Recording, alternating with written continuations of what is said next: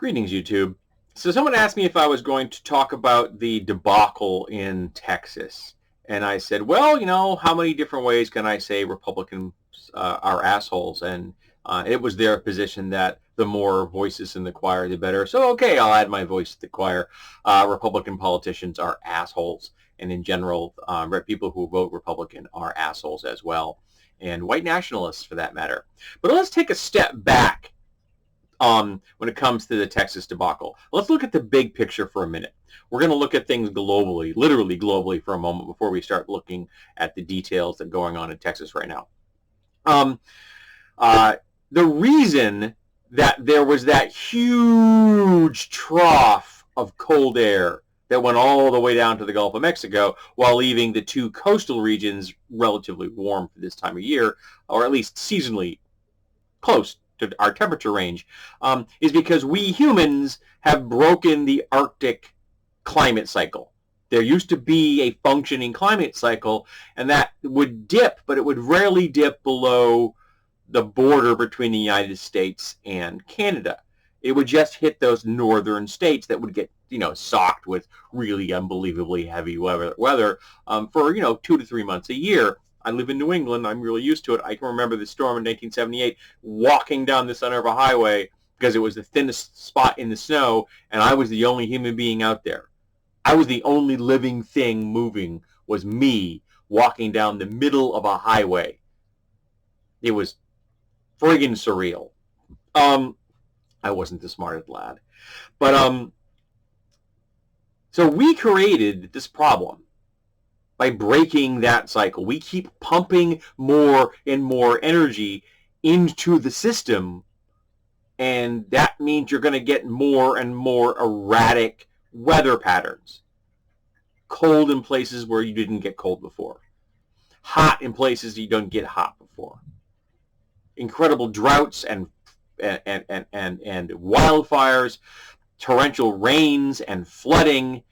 We've created a situation that is breaking the weather patterns that, unfortunately for us humans, we depend on.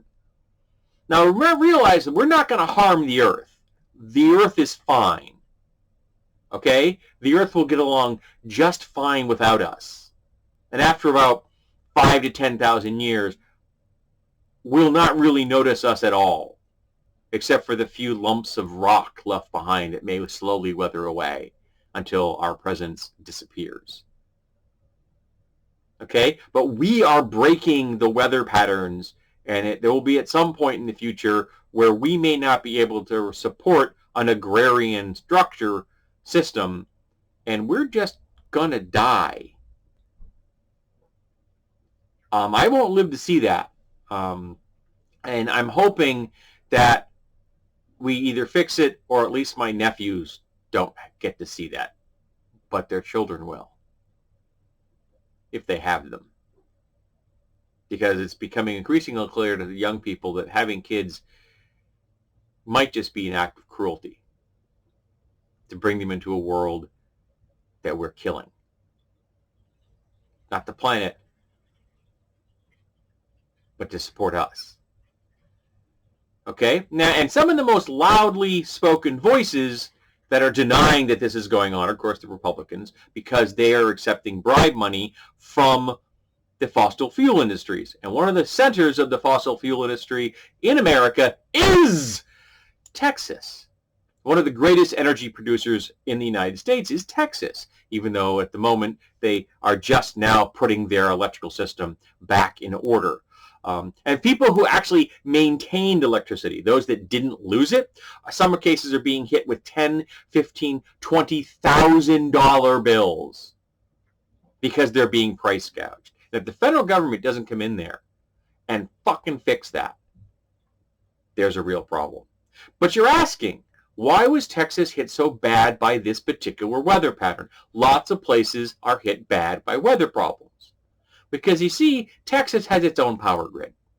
The rest of America are big, chunky power grids connecting states all over the place. Now, those power structures are fragile as all hell because we are almost always at maximum capacity because we have not maintained our infrastructure because maintaining your extra infrastructure costs money and Republicans don't like to spend money on things that doesn't get them immediate votes.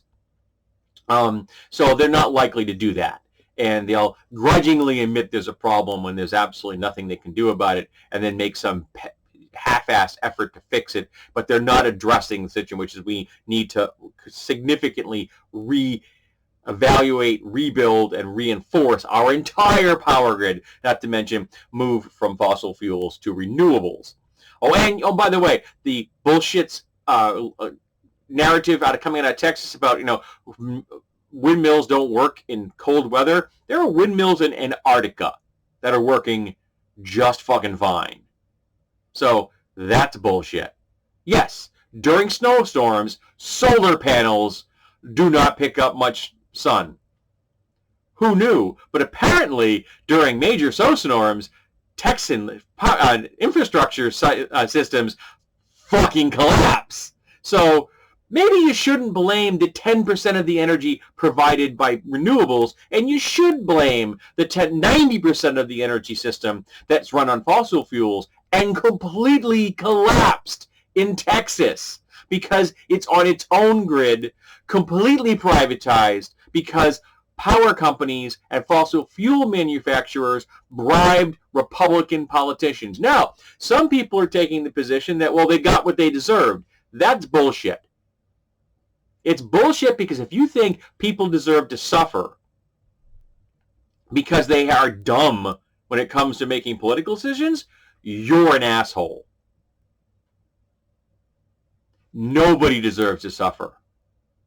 Not the red caps. Nobody. Do I like them? No. Do I wish they would get smarter and wiser and learn compassion and empathy and sympathy? Yes, I do. Do I want them to suffer? No. Do I want 11-year-old kids to freeze to death? No, I don't. Could you maybe persuade me to leave the Republican politicians out in the cold? We could have a conversation about that. But their citizens, even the ones that voted for them, no, don't make them suffer. And the reality is that Texas is a lot more purple than people would willing to admit. But why are there so many Republicans in power in Texas? Can we all together say it with me? Gerrymandering! They have gerrymandered the crap out of the districts in Texas so that it's really easy for Republicans to win because they've shaped their districts into these weird, warped, twisted things that are all these old white people.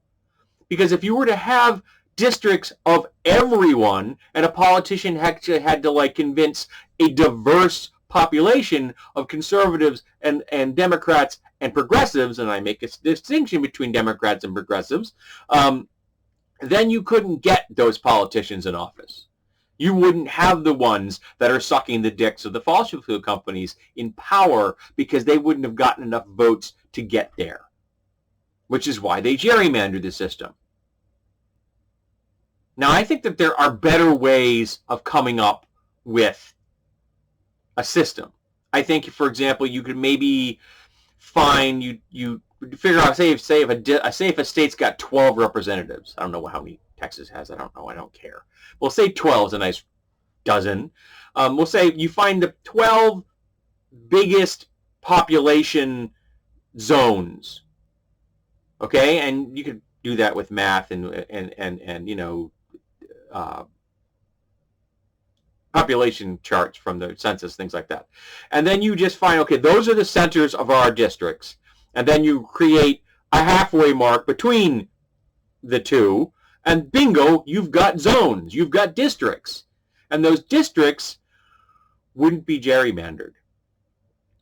Not all the same shape, obviously, or same size, because different population densities, some are going to be very concentrated, some are going to be a little more diffuse. So there would be different sizes, but they would all have the same number of people roughly in them. And that's the important part. So each person, each politician is representing the same number of demographic, folks. So that would be a much better system. And I thought of that in about 20 seconds yesterday. So, is it perfect? No. Is it a hell of a lot better than what we've got now? Yes, it is. And could people who actually know something about demographics and about representation and about how districts should be designed do a hell of a lot better job than I could? Yes. Should we allow the Republicans to be in charge? No. So they've made the state in their favor, which is why they like to suppress the vote everywhere they can that isn't one of their districts, because they need to preserve that. And if they don't suppress the vote, they'd suffer. If we get to have Washington, D.C. as a state, the Republicans are fucked, because that's going to go Democrat. And they'll never have a majority again. They don't want that. They don't want Puerto Rico to be a state. Puerto Rico should have its choice in that matter, but the District of Columbia really needs to be a state. There's more people in the District of Columbia than there are in some states in America. So, yes, those people deserve representation, and they should be a state, and they should get the vote on their own representatives and on the presidency as a state, and have their own electoral college members, which I know we should get rid of, but that's a different thing. So this whole mess all comes down to lying, vile, evil fucking politicians who have no ethics, who are morally bankrupt, and will just suck the dicks of anyone that's got enough money to line their pockets. The GOP, the best political system you can buy. The Democrats are better, not much, but they're better.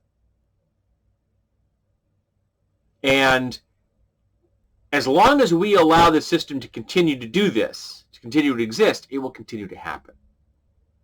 Which is why we need grassroots movements, which is why we need people protesting in the street, which is why we need angry white people pointing out, like I am right here, of the bullshit that white people have been doing to the indigenous people, to the black communities, to the brown communities, to women, to gay people, to trans people, to Muslim people, to any religious minority. We need to be pointing this out and saying, hey, people that look just like me are fucking us, are making the world an objectively worse place. And it needs to stop. And it's a problem that white people made, and it's a problem that white people need to fix. Don't expect black folks to be coming in like the cavalry over the ridge to save our asses. They didn't cause the problem. We did. So we need to fix it. I know that's very unpopular. When I point out that the problem are angry white men, while being an angry white man, the irony is not lost on me. But you know what I'm not doing? I'm not fucking building bombs. I'm not carrying a semi-automatic rifle in the streets, trying to intimidate people so they won't vote. I'm not the violent fucking thugs of the GOP. I am not one of the red caps. My cap has stripes. So yes, I'm an angry white guy, but I'm an angry white guy pissed off about all the other angry white ones.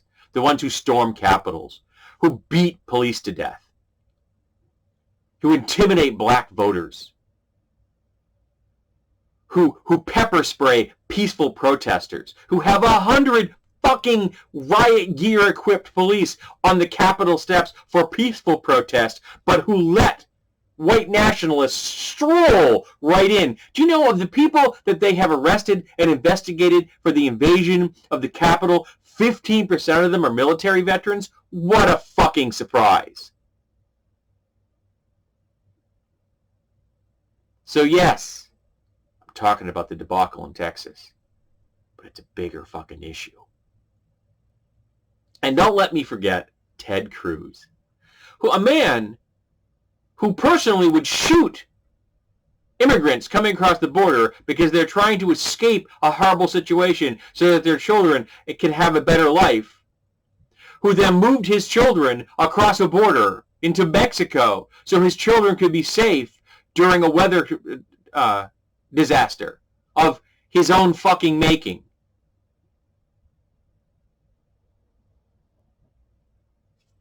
I'm not even sure why the Onion magazine still exists. So yeah, I'm talking about Texas. And the messes are bigger in Texas.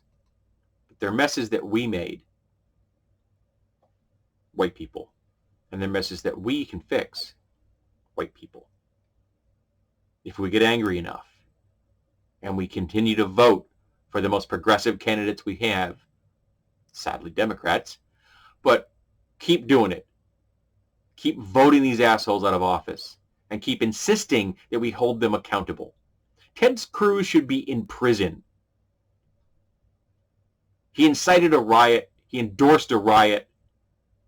He fled his state during an emergency. He let his constituents freeze to death in the cold.